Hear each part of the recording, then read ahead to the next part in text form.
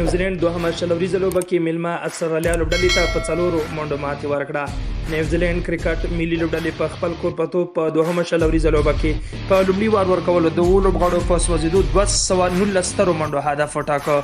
د نیوزیلینډ لپاره بیټینګ برخه کې ګوپټیل د اتو شپږیزو او شپږ څلوریزو پر مټ 19 کپتان ویلیامسن 53 او نشام 15 څلوېښت منډې جوړې کړې. استرالیا لوبډلې ته بالینګ برخه کې ریچارډسن تر ټولو زیاتې 3 وکټې واخیستې. استرالیا کرکټ ملي لوبډلې د 219 منډو هدف لپاره پوره هڅه وکړه.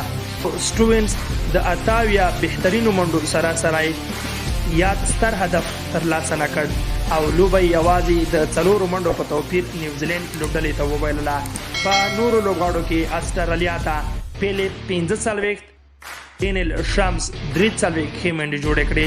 نیوزیلینډ لوبډلې ته بالینګ برخه کې روان سیریز کې د لومړي ځل لپاره میچل سینټر 4 وکټې ترلاسه کړې. د لوبې غوره لوبغاړی ګوپټیل په 19 منډو وټاکل شو.